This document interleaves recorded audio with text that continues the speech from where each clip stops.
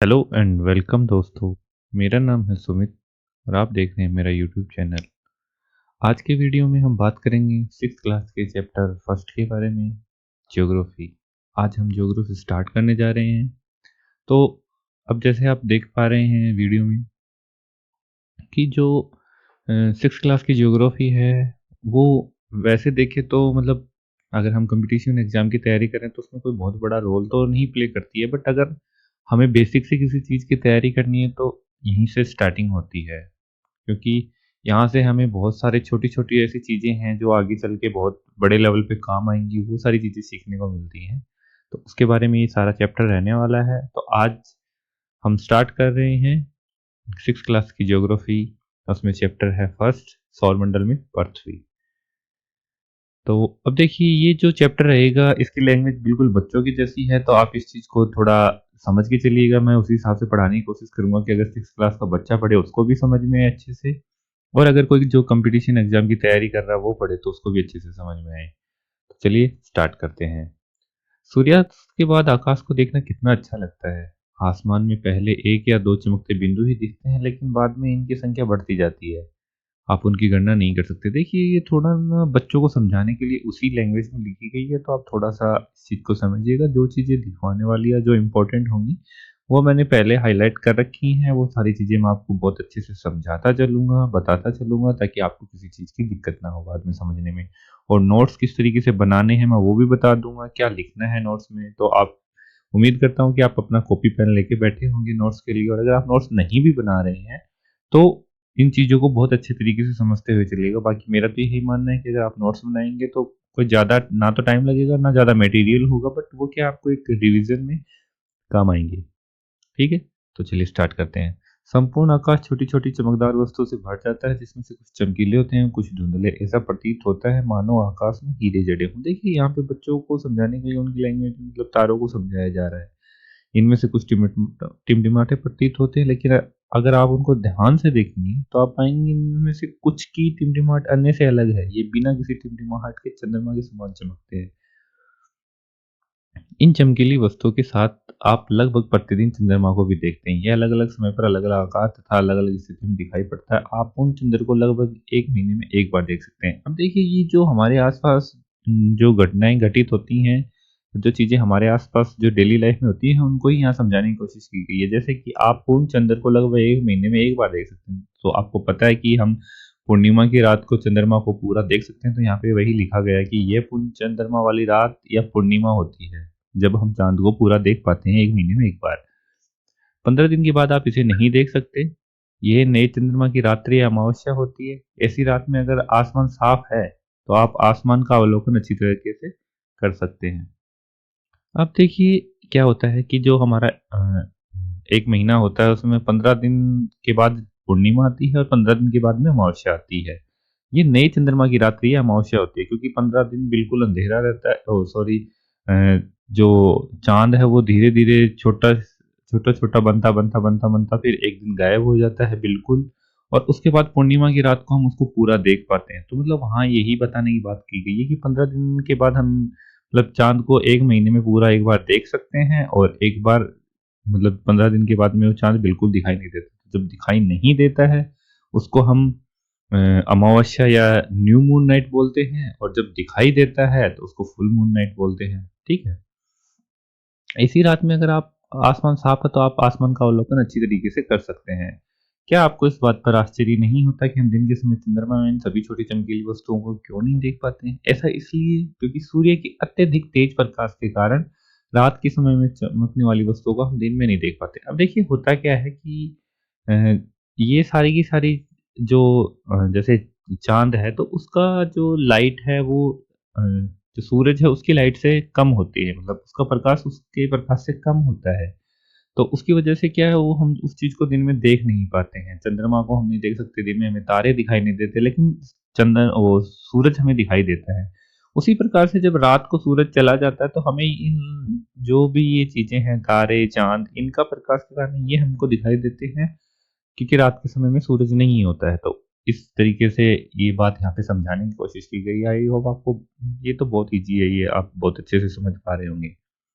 सूर्य, चंद्रमा तथा वे सभी वस्तुएं जो रात के समय आसमान में चमकती है खगोलीय पिंड कहलाती हैं। अब देखिए क्या होता है कि ये जो यहाँ पे मतलब जैसे तो बच्चों को समझाने के लिए बोली गई है, लेकिन सूर्य आपको पता है रात को तो हमें दिखता ही नहीं है, बट वो चमक तो रात को भी रहा ही होता है। बस वो जो हमारी अर्थ है उसकी किसी और साइड में लाइट डाल रहा होता है, क्योंकि आपको पता है कि अर्थ अपने ही जो रोटेशन करती रहती है, तो उसकी वजह से क्या है कि आधे हिस्से पे हमें चांद दिखाई वो सूरज दिखाई देता है, आधे हिस्से पे नहीं दिखाई देता है। तो जहाँ नहीं दिखता वहाँ रात होती है, जहाँ दिखाई देता है वहाँ पे दिन होता है। तो क्या है कि सूर्य, चंद्रमा तथा वे सभी वस्तुएं जो रात के समय आसमान में चमकती हैं खगोलीय पिंड कहलाती हैं। तो खगोलीय पिंड से आप समझ गए होंगे कि सूरज, चांद, तारे, इन सभी चीजों को यहाँ खगोलीय पिंड बोला गया है। कुछ खगोलीय पिंड बड़े आकार वाले तथा गर्म होते हैं।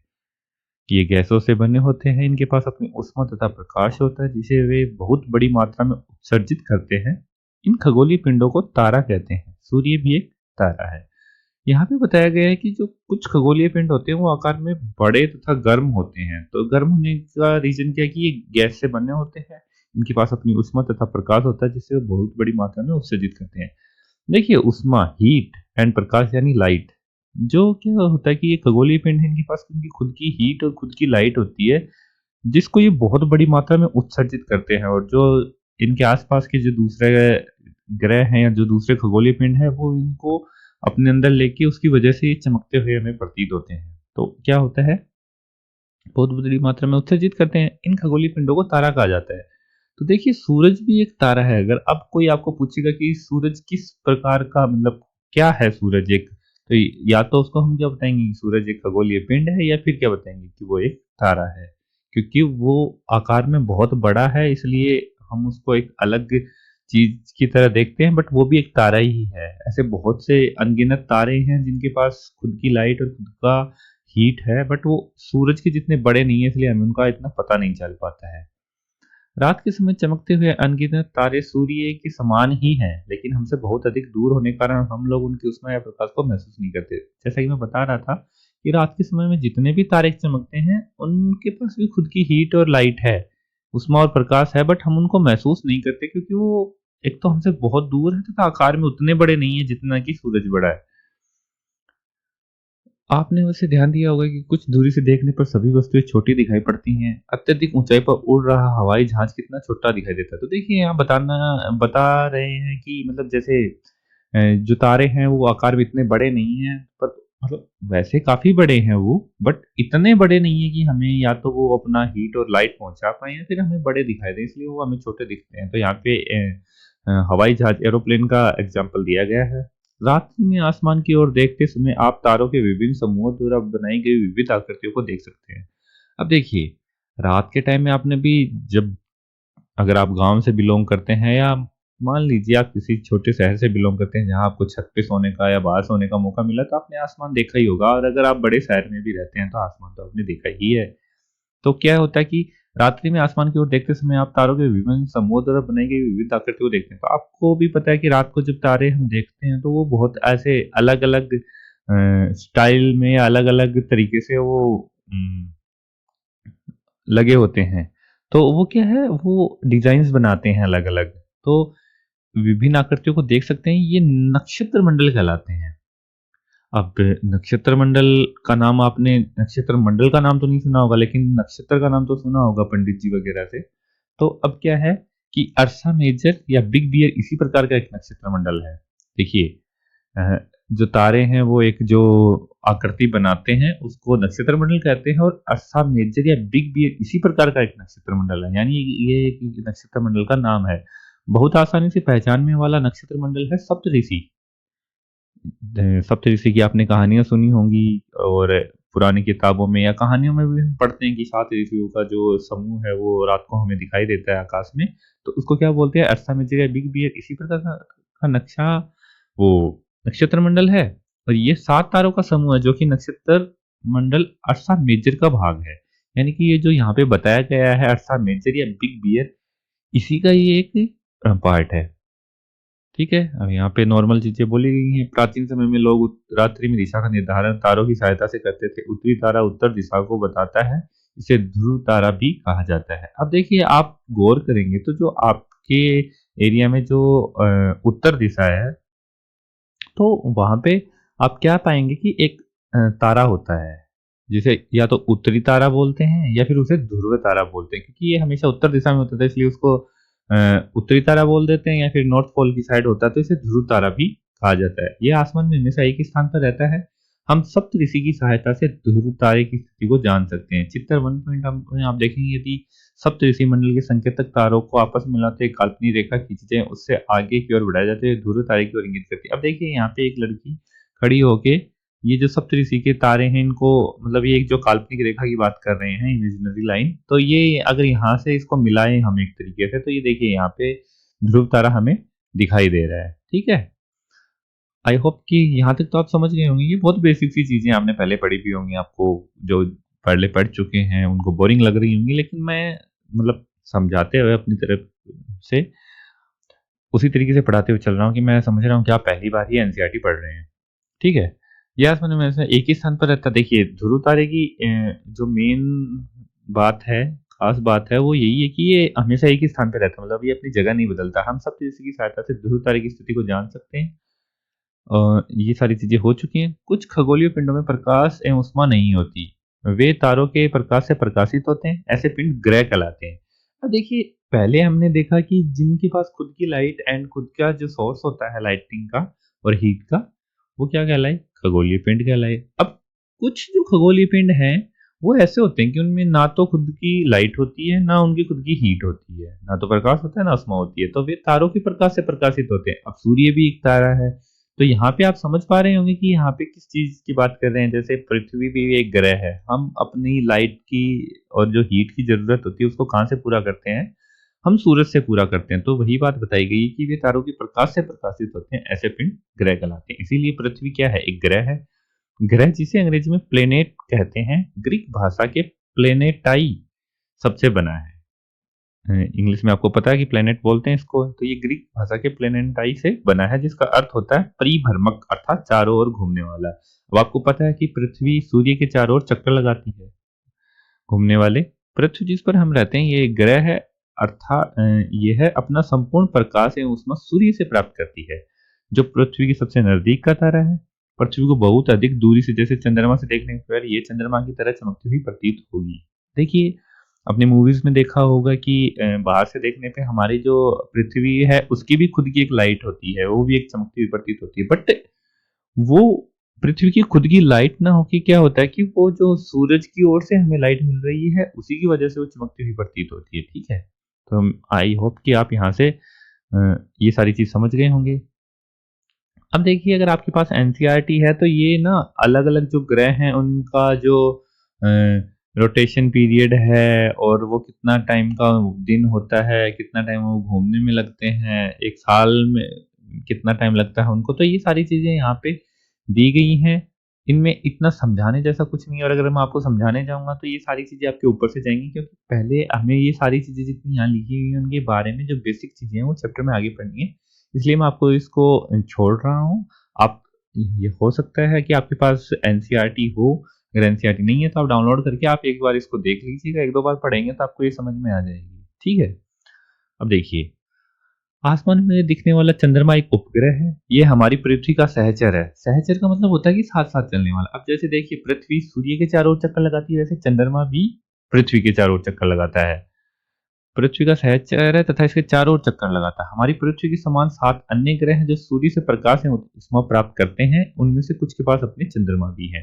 अब देखिए चंद्रमा एक उपग्रह है, तो जैसे पृथ्वी के पास अपना एक चंद्रमा उपग्रह है, वैसे जो और 7 प्लेनेट हैं उनके पास भी अपने अपने उपग्रह हैं, उनके पास भी अपने चंद्रमा है, जो सूर्य से ही ऊष्मा प्राप्त करते हैं और सूर्य से ही प्रकाश प्राप्त करते हैं। ठीक है, यहाँ पे आप समझ गए होंगे। अब आता है सौरमंडल, जो हमने चैप्टर की हेडिंग पढ़ी है सौरमंडल में पृथ्वी, तो अब हमें पता चलेगा कि सौरमंडल क्या है, ये कैसे बना है, क्या सारी चीजें हैं, तो सारी हम यहाँ पढ़ेंगे। सूर्य, 8 ग्रह, उपग्रह तथा कुछ अन्य खगोलीय पिंड जैसे क्षुद्र ग्रह एवं उल्का पिंड मिलकर सौरमंडल का निर्माण करते हैं। उसे हम सौर परिवार का नाम देते हैं, जिसका मुख्य मुख्य सूर्य है।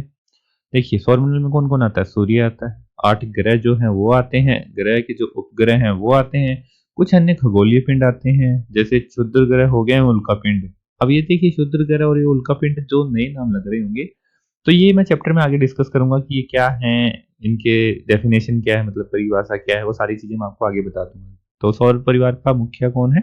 सूर्य, क्योंकि यही सभी को हीट एंड लाइट देता है। तो सबसे पहले सूर्य। सूर्य सौरमंडल के केंद्र में स्थित है। ये बहुत बड़ा एवं अत्यधिक गर्म गैसों से बना है। तो यहाँ क्या बताया गया है कि जो सूर्य है वो सौरमंडल के तो केंद्र में स्थित है और ये बहुत बड़ा है और बहुत ज्यादा गर्म गैसों से बना है। तो इसका खिंचाव बल इससे सौरमंडल को बांधे रखता है। तो देखिए, सूर्य हमें मतलब जितने भी ग्रह हैं उनको सबको बांध के रखता है, क्योंकि इसका जो खिंचाव बल है वो बहुत अधिक है। तो इससे मतलब जो ग्रह हैं वो इसकी ग्रेविटी से बाहर नहीं जा पाते हैं और इसकी चारों ओर ही चक्कर लगाते हैं।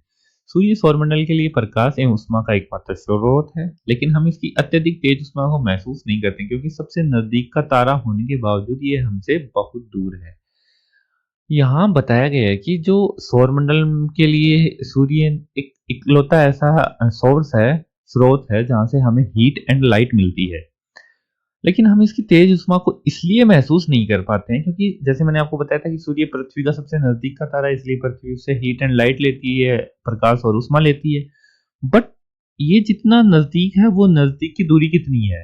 तो यहाँ पे दूरी बताई गई है, सूर्य पृथ्वी से लगभग 15 करोड़ किलोमीटर दूर है। अब आप अंदाजा लगा सकते हैं कि हाँ, जो इतना गर्म है उसकी हीट हमें, मतलब इतना दूर होने के बाद में भी अब तो काफी ग्लोबल वार्मिंग की वजह से काफी ज्यादा पता लगने लग गया है। तो आप अंदाजा लगा सकते हैं कि 15 करोड़ किलोमीटर दूर है, फिर भी ये हमें बहुत अच्छे से हीट एंड लाइट प्रोवाइड करवा पा रहा है। तो आप इसकी गर्मी का और जो इसकी लाइट है उसका अंदाजा लगा सकते हैं। ग्रह। हमारे सौरमंडल में 8 ग्रह हैं। सूर्य से दूरी के अनुसार वे हैं बुध, शुक्र, पृथ्वी, मंगल, बृहस्पति, शनि, यूरेनस तथा नेपच्यून। देखिए, ये इनका कर्म है कि सूर्य के सबसे नजदीक है बुध, उसके बाद सेकंड नंबर पे शुक्र, फिर तीसरे नंबर पे पृथ्वी। अब यहाँ पे आप नोटिस कीजिएगा कि पृथ्वी कौन से नंबर का ग्रह है दूरी में? तीसरे नंबर का ग्रह है, और जो आकार है उसमें ये पांचवें नंबर का ग्रह है। ठीक है, ये बात आप याद रखेंगे। चौथे नंबर पे मंगल, पांचवे पे बृहस्पति, फिर छठे पे शनि, सातवें पे यूरेनस और आठवें पे नेपच्यून। नेपच्यून सूर्य से सबसे अधिक दूर है। सूर्य से उनकी दूरी के अनुसार अंग्रेजी में ग्रहों के नाम याद रखने का आसान तरीका है। अब देखिए, ये जो फर्स्ट लेटर जो रेड कलर में आपको दिख रहा है, ये क्या है? ये उसको मतलब जो ग्रह है उसको रिप्रेजेंट करता है। तो आप यहाँ से इसको ऐसे याद कर सकते हैं, my very efficient mother just served S nuts. ठीक है, तो आप यहाँ के जो पहले वर्ड हमको देखेंगे तो MVEMJSUN, ये सारे के सारे इन जो 8 ग्रह हैं इनको रिप्रेजेंट कर रहे हैं। तो इस तरीके से आप इनका कर्म याद रख सकते हैं। और बाकी अगर आपको ये डायरेक्ट ऐसे हिंदी में याद होते हैं, बुध, शुक्र, पृथ्वी, मंगल, बृहस्पति, शनि, यूरेनस तथा नेपच्यून, तो आप इनको ऐसे भी याद कर सकते हैं। ठीक है, अब आगे चलते हैं। सौरमंडल के सभी 8 ग्रह एक निश्चित पथ पर सूर्य का चक्कर लगाते हैं। ये रास्ते दीर्घवृत्ताकार में फैले हुए हैं। अब देखिए, जैसा कि मैं बता रहा था कि जो सूर्य की ग्रेविटी है वो इतनी ज्यादा है कि ये पूरे सौरमंडल को बांध के रखती है। तो उसमें ग्रह भी बंधे हुए हैं और वो क्या कर रहे हैं, वो सूर्य के चारों ओर चक्कर लगाते हैं। अब हमें जैसे लगता है कि पृथ्वी अगर गोल है तो वो सूर्य के चारों ओर भी बस एक गोलाई में चक्कर लगा रही होगी, बट ऐसा नहीं होता है। ये सर्कल में, मतलब एक वर्त में चक्कर ना लगा के ये दीर्घ वर्ताकार में, मतलब थोड़ा सा ओवल जैसी शेप में चक्कर लगाते हैं। और जहाँ पे जिस रास्ते से ये दीर्घवृत्ताकार में ये दीर्घवृत्ताकार जो रास्ता है उसमें चक्कर लगाते हैं, उसको ये कक्षा कहते हैं, मतलब हम कक्षा बोलते हैं। ये कक्षा कहलाते हैं। बुध सूर्य के सबसे नजदीक है। अपनी कक्षा में सूर्य के चारों ओर का चक्कर लगाने में केवल 88 डेज लगते हैं। अब आप यहाँ से अंदाजा लगाइए कि ये सूरज के कितना नजदीक है, क्योंकि इसको सूर्य के चक्कर लगाने में लगते हैं 88 दिन। ठीक है, और हमें पूरा सूर्य का जो चक्कर है उसको लगाने में लगते हैं 365 डेज, 365 दिन। यानी कि जो सूर्य बुध पे जो एक साल होगी वो 88 डेज की 88 दिन की होगी, और जो हमारे यहाँ पे एक साल होती है वो 365 दिन की होती है। ठीक है, शुक्र को पृथ्वी का जुड़वा ग्रह माना जाता है, क्योंकि इसका आकार एवं आकृति लगभग पृथ्वी की समान है। यहाँ से आप समझ गए होंगे कि अगर मान लो कहीं क्वेश्चन आता है कि पृथ्वी का जुड़वा ग्रह कौन सा है, तो वो क्या होगा?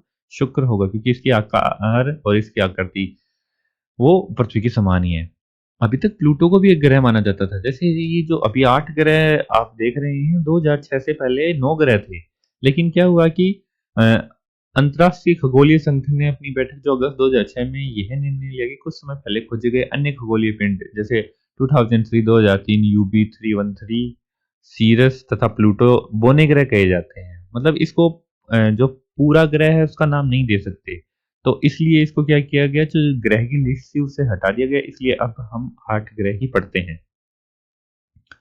पृथ्वी। सूर्य से दूरी के हिसाब से पृथ्वी तीसरा ग्रह है। आकार में ये पांचवा सबसे बड़ा ग्रह है। जैसे मैंने उस टाइम आपको बताया था कि सूरज से दूरी के हिसाब से तो ये तीसरा ग्रह है, लेकिन अगर इसका खुद का आकार के हिसाब से देखें तो ये पांचवा ग्रह है। ये ध्रुवों के पास थोड़ी चपटी है। यही कारण है कि इसके आकार को भूआब कहा जाता है। भूआब का अर्थ पृथ्वी के समान आकार। कि पृथ्वी जो है वो गोल तो है, बट ये पूरी तरह से गोल नहीं है। ये ध्रुवों के पास से थोड़ी चपटी है और बीच से थोड़ी चौड़ी है। तो ऐसा जो आकार होता है उसको क्या बोलते हैं, भूआब कहा जाता है। और भूआब का अर्थ क्या होता है, पृथ्वी के समान। अब यहाँ पे एक फैक्ट दिया गया है कि प्रकाश की गति लगभग 3 लाख किलोमीटर प्रति सेकेंड है। इस गति के बावजूद सूर्य के प्रकाश को पृथ्वी तक पहुंचने में 8 मिनट का समय लगता है। तो अब आप जो सूर्य की दूरी है उसका अंदाजा लगा सकते हैं पृथ्वी से कि 3 लाख किलोमीटर प्रति सेकेंड की स्पीड से चलने के बाद में भी जो लाइट है सूर्य की उसको हम तक पहुंचने में 8 मिनट का टाइम लगता है। तो आप अंदाजा लगा सकते हैं कि ये हमसे कितना दूर होगा। ठीक है। जीवन के लिए अनुकूल परिस्थितियां संभवतः केवल पृथ्वी पर ही पाई जाती हैं। पृथ्वी न तो अधिक गर्म है, न ही अधिक ठंडी। यहाँ पानी और वायु उपस्थित है जो हमारे जीवन के लिए आवश्यक है। वायु में जीवन के लिए आवश्यक गैसें जैसे ऑक्सीजन मौजूद है। इन्हीं कारणों से पृथ्वी सौरमंडल का सबसे अद्भुत ग्रह है। तो अब ये आपको पता है, देखो ये बहुत बेसिक सी चीज है कि पृथ्वी ना तो अधिक गर्म है ना अधिक ठंडी है। और पूरे के पूरे सौरमंडल में सिर्फ रहने लायक एक ग्रह जो है वो पृथ्वी है, हम इंसानों के लिए। क्योंकि यहाँ पे जो हमारी बेसिक सी चीजें हैं वो सारी है, हवा पानी सब हमें मिलता है। और यहाँ की हवा में ऑक्सीजन मौजूद है जो हमारे सांस लेने के लिए जरूरी है। इसलिए इसको पृथ्वी का सौरमंडल का सबसे अद्भुत ग्रह भी कहते हैं पृथ्वी को। अंतरिक्ष से देखने पर पृथ्वी नीले रंग की दिखाई पड़ती है क्योंकि इसकी 2/3 सतह पानी से ढकी हुई है। इसलिए इसे नीला ग्रह भी कहा जाता है। थोड़ी देर पहले बताया कि इसको अद्भुत ग्रह भी कहा जाता है, अब यहाँ पे बता रहे हैं कि इसको नीला ग्रह भी कहा जाता है। अब नीला ग्रह क्यों कहा जाता है कि जो हमारी पृथ्वी है उसके 2/3 भाग पे तो सिर्फ पानी ही पानी है, पानी से ढकी हुई है। तो इसलिए ये आकाश से देखने से नीली दिखाई पड़ती है, तो इसको नीला ग्रह कहा जाता है। एक फैक्ट और दिया गया है, नील आर्मस्ट्रांग पहले व्यक्ति थे जिन्होंने जुलाई 20 1969 को सबसे पहले चंद्रमा की सतह पर कदम रखा। अब देखिए यहाँ पे पता है ये जो है, ये तो नील आर्मस्ट्रांग तो सबको पता है, बस यहाँ पे थोड़ा सा है कि डेट को याद रख लीजिएगा कि कई बार छोटी एग्जाम्स में पूछ लिया जाता है। वैसे तो नहीं पूछते, बाकी बच्चों के लिए ऐसे फैक्ट्स जानना जरूरी है। और जो बाकी बड़े तैयारी कर रहे हैं वो थोड़ा अपने हिसाब से देख लेंगे, तो इसमें कोई दिक्कत नहीं है। अब आता है चंद्रमा। हमारी पृथ्वी के पास केवल एक उपग्रह है, चंद्रमा। जैसे मैंने बताया था कि अब जैसे कुछ और ग्रह हैं उनके पास एक से अधिक चंद्रमा भी हैं। तो हमारी पृथ्वी, इसके पास हमारा सिर्फ एक चंद्रमा है। इसका व्यास पृथ्वी के व्यास का केवल 1/4 है। मतलब ये पृथ्वी का 1/4 है, 1/4 है। मतलब जितनी बड़ी पृथ्वी है उसका 1/4 जो पार्ट है उतना बड़ा चांद है। ये इतना बड़ा इसलिए प्रतीत होता है क्योंकि ये हमारे ग्रह से अन्य खगोलीय पिंडों की अपेक्षा अधिक नजदीक है। अब देखिए ये इतना छोटा है, बट जब हम फुल मून नाइट में इसको देखते हैं तो ये हमें काफी बड़ा दिखाई देता है। तो ये इसलिए इतना बड़ा दिखाई देता है कि ये हमसे, मतलब इतना छोटा है बट हमसे बहुत ज्यादा दूर नहीं है। अब इसकी दूरी कितनी है वो देख लेते हैं। ये हमसे लगभग 3,84,400 किलोमीटर दूर है। देखिए हमसे 3,84,400 किलोमीटर दूर है, इसलिए ये हमें इतना बड़ा ही दिखाई देता है। और यहाँ पे सूर्य जो था वो हमसे कितना दूर था, 15 करोड़ किलोमीटर दूर था। और ये कितना है, 3,84,400 किलोमीटर दूर। बाकी ये पृथ्वी का 1/4 साइज का ही है। अब आप पृथ्वी से सूर्य एवं चंद्रमा की दूरियों की तुलना कर सकते हैं। तो आपको मैंने बता दिया कि वो 15 करोड़ किलोमीटर दूर है, ये 3,84,400 किलोमीटर दूर है। तो आप अंदाजा लगा सकते हैं। अब यहाँ पे उपग्रह की जो डेफिनेशन परिभाषा दी गई है, उपग्रह एक खगोलीय पिंड है जो ग्रहों के चारों ओर उसी प्रकार चक्कर लगाता है जिस प्रकार ग्रह सूर्य के चारों ओर चक्कर लगाते हैं। जैसे पहले ग्रह थे वो क्या, वो खगोलीय पिंड के चक्कर लगा रहे थे। और अब ये जो उपग्रह ये भी एक खगोलीय पिंड है, लेकिन ये क्या है, ये ग्रहों के चारों ओर उसी प्रकार चक्कर लगाता है जिस प्रकार ग्रह सूर्य के चारों ओर चक्कर लगाते हैं। तो जैसे सूर्य के चारों ओर जो ग्रह है पृथ्वी वो चक्कर लगाती है, और उपग्रह क्या हो गया, चांद हो गया, तो वो पृथ्वी के चारों ओर चक्कर लगाता है। तो आप यहाँ समझ गए होंगे। मानव निर्मित उपग्रह एक कृत्रिम पिंड है। ये वैज्ञानिकों द्वारा बनाया गया है जिसका उपयोग ब्रह्मांड के बारे में जानकारी प्राप्त करने ये पृथ्वी पर संचार माध्यम के लिए किया जाता है। जैसे ये जो हमारे फ़ोन कॉल्स हैं, इंटरनेट है, ये जितनी भी हम सर्फिंग कर पा रहे हैं, ये किसकी वजह से कर पा रहे हैं? जो हमने सैटेलाइट्स आकाश में भेजे हैं, आसमान में, ब्रह्मांड में जो हमने भेज रखे हैं, उनकी वजह से कर सकते हैं। तो वही चीज़ यहाँ बताई गई है जिसका उपयोग ब्रह्मांड के बारे में जानकारी प्राप्त करने। एक तो हमें मौसम की जानकारी मिलती है, बाकी हमारा जो संचार माध्यम है, जितनी भी ये मोबाइल फ़ोन्स, इंटरनेट, ये जितनी भी सारी भी सुविधाएँ हैं, इन्हीं के माध्यम से होती हैं। इसे रॉकेट के द्वारा अंतरिक्ष में भेजा जाता है या पृथ्वी की कक्षा में स्थापित कर दिया जाता है। देखिए, ये यहाँ पे जो डायग्राम इससे समझाया गया है कि क्या है, रॉकेट के साथ इसको भेजा जाता है, बाद में जो रॉकेट है, वो डिस्ट्रॉय हो जाता है और ये क्या है, हमारी कक्षा में स्थापित कर दिया जाता है और जो हमारी पृथ्वी की ग्रेविटी है, उसके साथ-साथ ये भी पृथ्वी के चारों ओर चक्कर लगाता रहता है। अंतरिक्ष में उपस्थित कुछ भारतीय उपग्रह इनसेट, आईआरएस, एडुसेट इत्यादि हैं। तो मतलब हमने बहुत सारे जो उपग्रह हैं वो छोड़ रखे हैं आकाश में, बट कुछ का नाम यहाँ पे दे रखा है, जैसे इनसेट हो गया, आईआरएस हो गया, एडुसेट हो गया, ठीक है। अब देखिए, आगे चलते हैं। चंद्रमा पृथ्वी का एक चक्कर लगभग 28 दिन में पूरा करता है। लगभग इतने ही समय में अपने अक्ष पर भी एक चक्कर पूरा कर लेता है। इसके परिणाम स्वरूप पृथ्वी से हमें चंद्रमा का केवल एक ही भाग दिखाई पड़ता है। देखिए, यहाँ पे बताया गया है कि जो चंद्रमा है वो पृथ्वी का चक्कर लगभग 27 दिन में पूरा करता है। बट ये क्या करता है कि जैसे पृथ्वी सूर्य के चारों ओर चक्कर तो लगाती है, वहां पे तो घूमती ही घूमती है, वो खुद भी मतलब रोटेशन करती रहती है, खुद भी घूमती रहती है और सूर्य के चारों ओर भी घूमती रहती है। तो वैसे ही चंद्रमा भी क्या करता है, ये खुद भी घूमता रहता है और पृथ्वी के चारों ओर भी चक्कर लगाता है। तो इससे क्या होता है कि हम जब भी इसको देखते हैं ना, तो हमें इसकी एक ही साइड दिखाई पड़ती है, क्योंकि ये घूमने में लगभग पृथ्वी के बराबर ही टाइम लगाता है और उसी प्रकार से घूमता है, तो हमें इसका बस एक हिस्सा दिखाई देता है, इसलिए ये हमें स्टेबल दिखता है। इसके परिणामस्वरूप पृथ्वी से हमें ऐसा चंद्रमा का केवल एक ही भाग दिखाई पड़ता है। चंद्रमा की परिस्थितियां जीवन के लिए अनुकूल नहीं है। अभी जैसे पृथ्वी पे हमें अ, पानी मिल गया, ऑक्सीजन मिल गई, तो वैसा बताया गया है कि चंद्रमा पे ऐसा कुछ नहीं है। इसकी सतह पर पर्वत, मैदान एवं गड्ढे हैं जो चंद्रमा की सतह पर छाया बनाते हैं। कि इस पे क्या है, पर्वत है, खाली मैदान है और कुछ गड्ढे हैं जिनको क्रेटर्स बोला जाता है। पूर्णिमा के दिन चंद्रमा पर इसकी छाया को देखा जा सकता है, जो हम ऐसे गानों में सुनते हैं या फिर दादी या नानी कहानियों में बताती थी कि चांद में जो दाग है वो दाग नहीं है, वो क्या है, ये पर्वत, मैदान, ये गड्ढे हैं, इनकी जो छाया होती है, इन्हीं को हम देखते हैं। तो पूर्णिमा के दिन चंद्रमा पर इनकी छाया को देखा जा सकता है। अब देखिए, एक नाम आया था क्षुद्र ग्रह। तो क्षुद्र ग्रह क्या होता है वो देख लेते हैं। तारों, ग्रहों एवं उपग्रहों के अतिरिक्त असंख्य छोटे छोटे पिंड भी सूर्य के चारों ओर चक्कर लगाते हैं। इन पिंडों को क्षुद्र ग्रह कहते हैं। तो देखिए, यहाँ पे क्या बताया गया है कि जो तारे हैं, ग्रह हैं एवं उपग्रह के अलावा कुछ छोटे-छोटे पिंड बच जाते हैं, जो वो भी सूर्य के चारों ओर चक्कर लगाते हैं। ये जो पिंड होते हैं, इनको क्षुद्र ग्रह कहा जाता है। ये मंगल एवं बृहस्पति की कक्षाओं के बीच में पाए जाते हैं, क्योंकि वो बड़े ग्रह हैं तो उनकी ग्रेविटी ज़्यादा, तो इसलिए ये ज़्यादातर मंगल या फिर बृहस्पति की कक्षाओं के बीच में पाए जाते हैं। वैज्ञानिकों के अनुसार क्षुद्र ग्रह ग्रह के ही भाग होते हैं कि जो कि बहुत वर्ष पहले विस्फोट के बाद ग्रहों से टूटकर अलग हो गए। तो ये क्या है कि ये ग्रह के ही भाग होते हैं, लेकिन जो बहुत सालों पहले विस्फोट हुए, उसके बाद ग्रह से टूट के अलग हो गए, बट उसकी ग्रेविटी से बाहर नहीं जा पाए थे, उसके साथ-साथ उसी में चक्कर लगाने लग गए। अब देखिए, दूसरा नाम आया है उल्कापिंड।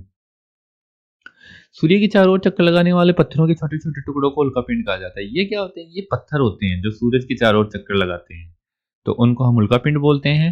कभी-कभी ये उल्कापिंड पृथ्वी के इतने नज़दीक आ जाते हैं कि इनकी प्रवृत्ति पृथ्वी पर गिरने की होती है। तो मतलब क्या होता है कि जब ये चक्कर लगाते हैं और कई-कई बार ग्रेविटी से बाहर हो जाते हैं, तो ये पृथ्वी की ग्रेविटी उनको अपनी साइड खींच लेती है। तो ये क्या होता है कि ये पृथ्वी के इतने नज़दीक आ जाते हैं कि ऐसा लगेगा कि पृथ्वी पे गिरेंगे, और गिरते भी हैं, कई बार हमने न्यूज़ में पढ़ा है। इस प्रक्रिया के दौरान वायु के साथ घर्षण होने के कारण ये गर्म होकर जल जाते हैं। अब देखिए, जो पृथ्वी के नज़दीक आ गया तो ग्रेविटी अपनी ओर खींचती है, तो ये जो पृथ्वी का एटमॉस्फेयर है उसमें एंटर करते हैं, तो वहाँ पे क्या होता है, जो पर्यावरण है, वातावरण है, उसमें एंटर करते हैं तो वहाँ पे घर्षण होता है, ठीक है? तो उसकी वजह से क्या होता है कि ये जलने लग जाते हैं। अब जलते हुए चमकदार प्रकाश उत्पन्न होता है, जलेंगे तो मतलब ऑब्वियस सी बात, लाइट निकलेगी। और कभी-कभी कोई उल्कापिंड पूरी तरह से, तो ज़्यादातर में क्या होता है कि पत्थर के टुकड़े हैं, तो जो घर्षण होता है उसकी वजह से या तो ये जल जाते हैं पूरे, बट कई बार जैसे कि कोई टुकड़ा नहीं जल पाया तो वो क्या है, वो पृथ्वी पे आके गिरता है और गड्ढे का निर्माण करता है, जिसे क्रेटर बोलते हैं हम इंग्लिश में, ठीक है? अब यहाँ पे दिया गया है कि क्या आपने तारे वाले खुले आकाश में एक ओर से दूसरी ओर फैली चौड़ी सफेद पट्टी की तरह एक चमकदार रास्ते को देखा है? देखिए, ये हमारी जो आकाशगंगा मिल्की वे है उसकी बात हो रही है कि यहाँ बताने की कोशिश की जा रही है कि जब आसमान एकदम साफ होता है तो उसमें तारों की एक ओर से दूसरी ओर तक फैली एक चौड़ी सफेद पट्टी होती है, जो एक मतलब प्रकाश की लाइट की नदी की तरह लगती है, इसलिए हम इसको आकाशगंगा या फिर मिल्की वे कहते हैं। हमारा सौरमंडल इस आकाशगंगा का ही एक भाग है। तो देखिए, ये जो पूरी की पूरी यहाँ पे मिल्की वे दिखाई गई है, हम इसके पार्ट हैं जो हमारे ये सौरमंडल मतलब ये सूर्य, ये ग्रह, ये जितनी भी सारी चीज़ें हैं, ये बस इस एक आकाशगंगा का पार्ट है। प्राचीन भारत में इसकी कल्पना आकाश में प्रकाश की एक बहती नदी से की गई थी। इस प्रकार इसका नाम आकाशगंगा पड़ा। देखिए, इसका आकाशगंगा नाम क्यों पड़ा, वो उसकी जानकारी यहाँ दी गई है। आकाशगंगा करोड़ों तारों, बादलों तथा गैसों की एक प्रणाली है। इस प्रकार की लाखों आकाशगंगाएं मिलकर ब्रह्मांड का निर्माण करती है। अब आप अंदाजा लगा सकते हैं कि जो हमारा पूरा का पूरा सौरमंडल था, वो आकाशगंगा या मिल्की वे जो हमारी आकाशगंगा थी, इसमें समा गया। और ऐसी बहुत सारी लाखों आकाशगंगाएं मिलके ब्रह्मांड का निर्माण करती है। तो अब हम यहाँ से बिल्कुल भी अंदाजा नहीं लगा सकते कि जो हमारा पूरा का पूरा ब्रह्मांड है वो कितना बड़ा है। ब्रह्मांड की विशालता की कल्पना करना अत्यधिक कठिन है।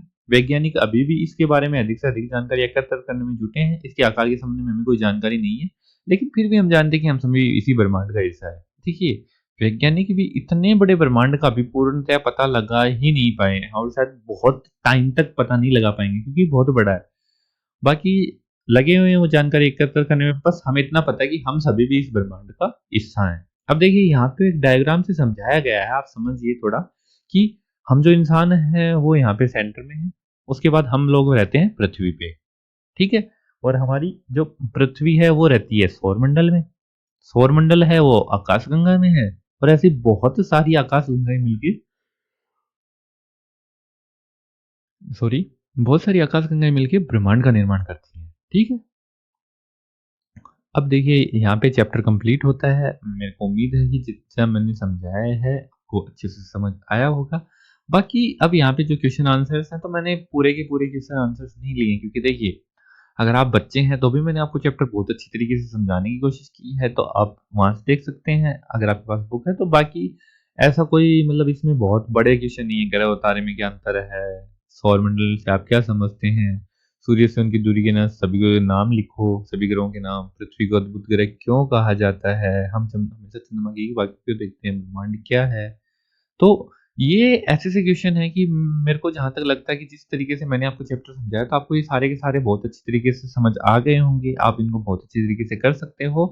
बाकी मैंने आज मतलब ये पहला चैप्टर डाला है, इसके बाद में कंटिन्यू ऐसे ही चैप्टर्स आते रहेंगे, तो आप बहुत बेहतरीन तरीके से अपनी जो एनसीईआरटी है इसको कंप्लीट करते रहें। मैं पूरी की पूरी एनसीईआरटी कंप्लीट करवाऊँगा सारी क्लासेस की। बाकी अगर आपका कोई सजेशन है या मेरे से कोई कमी रह गई है, तो वो अगर आप मुझे बताना चाहें तो आप कमेंट कर सकते हैं। बाकी अगर आपको वीडियो पसंद आया तो वीडियो को लाइक कीजिएगा। जो आपके छोटे-बड़े भाई-बहन हैं जो तैयारी कर रहे हैं, पढ़ रहे हैं, उन सबको आप शेयर कर सकते हैं। और अगर कुछ भी आपको अच्छा लगा तो इसको लाइक करें, वीडियो को शेयर करें, कमेंट करें और चैनल को सब्सक्राइब करें। मैं मिलता हूँ आपसे अगले वीडियो में। जय हिंद, वंदे मातरम।